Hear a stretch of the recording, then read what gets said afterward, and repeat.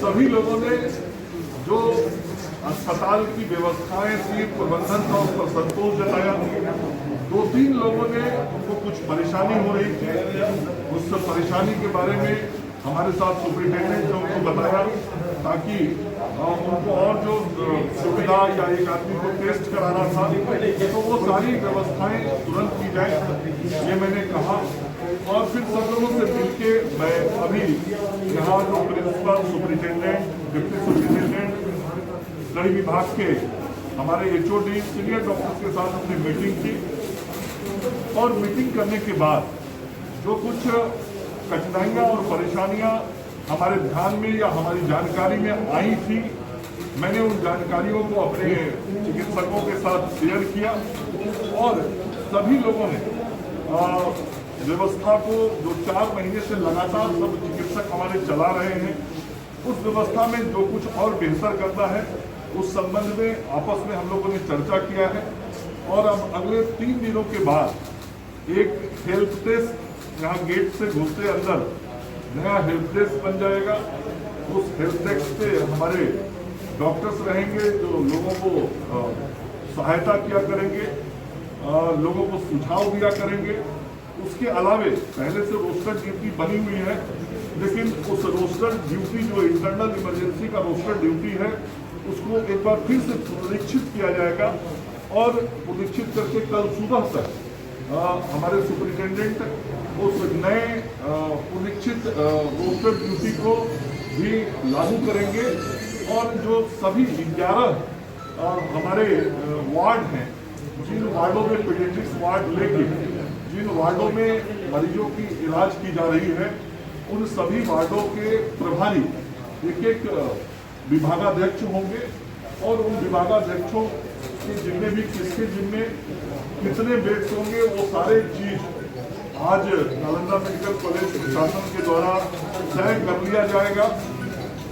साथ ही यह भी मैंने आज निर्देश दिया है कि जो कुछ एकाध शिकायतें मिली थी, यदि किसी की दुखद मृत्यु हो जाती है कोविड पेशेंट की, तो 2 से 3 घंटे के अंदर वो सारी प्रक्रियाएं, जो प्रक्रिया प्रोटोकॉल जो होता है एक कोविड पेशेंट के दुखद मृत्यु के बाद, वो सारे प्रोटोकॉल को पूरा करके फिर उनके परिवार को सुपुर्द करके उसके अंत्येष्टि और यहाँ इस परिसर से जो उनको उचित जगह तक भेजने की व्यवस्था करनी है वो निश्चित रूप से किया जाएगा।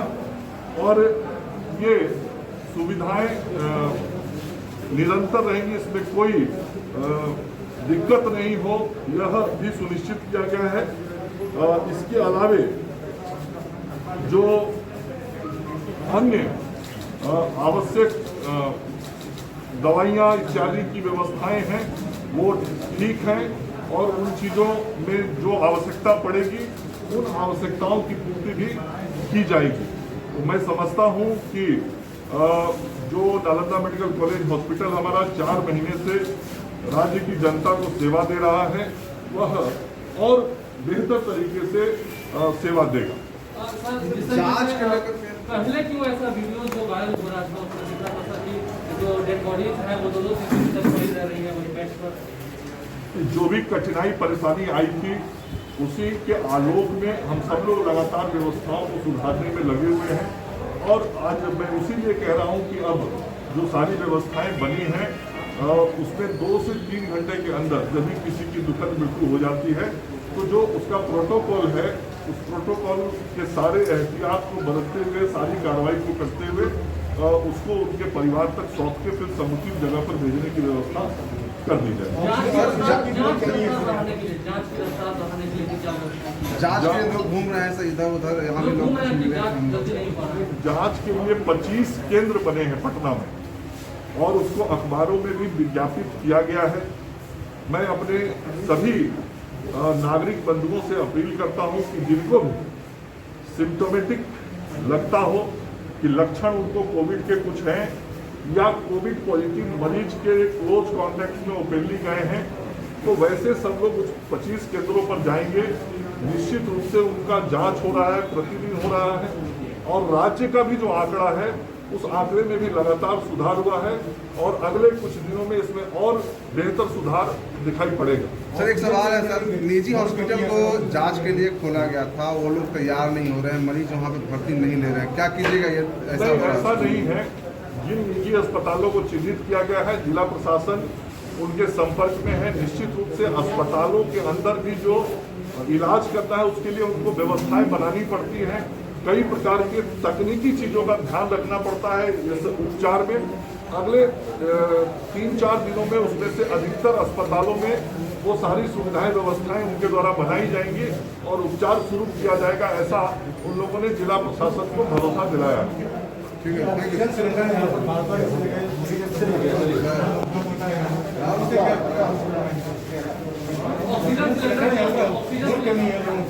अभी 650 ऑक्सीजन सिलेंडर यहाँ पे उपलब्ध है।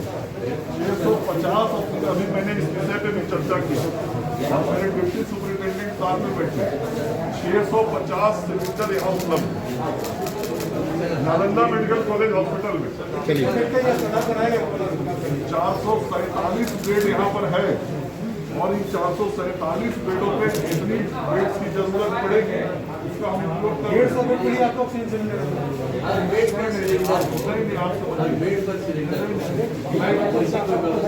कोई कंफ्यूजन नहीं रखिए। 167 बेड पे ऑक्सीजन गैस पाइपलाइन है, इस बात को क्लियरिटी से समझा जाए। ऑक्सीजन पाइपलाइन 167 पे है। BMSICL को हमने निर्देश दे दिया है, परसों से जो शेष बेड बचे हैं उन बेडों पे भी गैस पाइपलाइन जाना शुरू हो जाएगा। लेकिन बाकी जो बेड हैं उन्हीं बेडों के लिए यह 650 सिलेंडर रखा हुआ है। जहां पाइपलाइन नहीं होता है वहां गैस सिलेंडर जो होता है उससे मरीज को सिलेंडर से ऑक्सीजन दिया जाता है और वह व्यवस्था बराबर से बनी आई है। हम इस पाइपलाइन की व्यवस्था का और विस्तार कर रहे हैं।